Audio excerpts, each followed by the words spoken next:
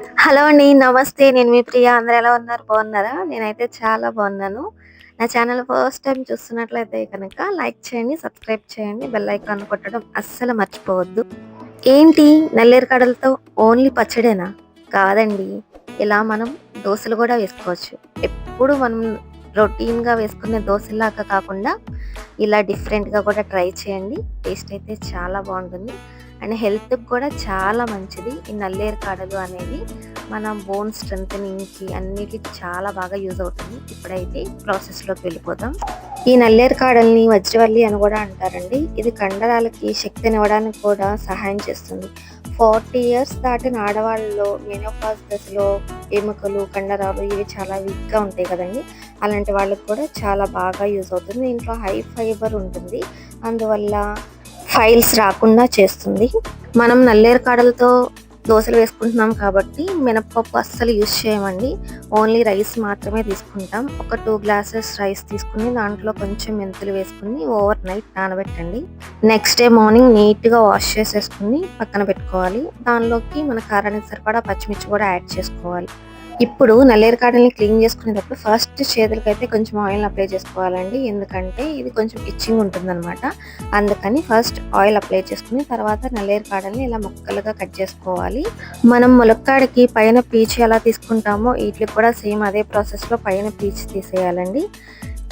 నల్లేరు కాడలు లేతగా ఉంటే గనక మనం చేత్తో తీసేసినా ఈజీగా వచ్చేస్తాయి. ఒకవేళ ముదురుగా ఉంటే గనక మనం చాక్‌తో తీసుకుంటే చాలా ఈజీ అవుతుంది ప్రాసెస్.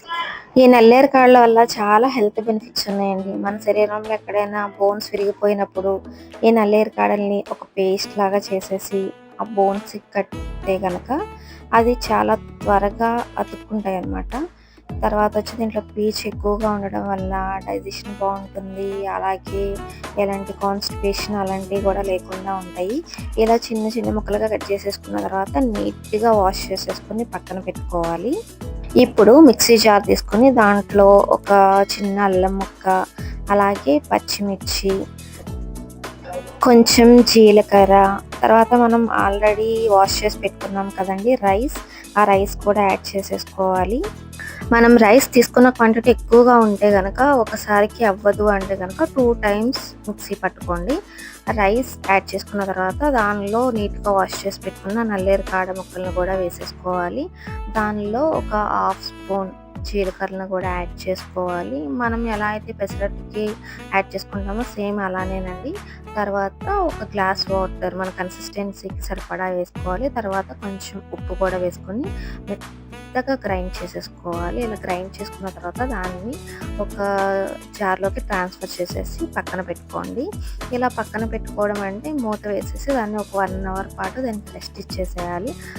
ఇలా 1 అవర్ రెస్ట్ ఇచ్చిన తర్వాత మనకి దోస బ్యాటర్ అయితే రెడీ అయిపోతుందండి. చూసారు కదా! మనకి పెసరట్టు పిండి ఎలా అయితే ఉంటుందో సేమ్ అలానే ఉంటుంది చూడడానికి. ఒకవేళ మనం ఇలా దోస బ్యాటర్ రెడీ చేసుకున్న తర్వాత రెస్ట్ ఇవ్వకుండా అప్పటికప్పుడు వేసేసుకోవాలి అంటే గనక దోసలు గట్టిగా వస్తాయని గుర్తుపెట్టుకోండి.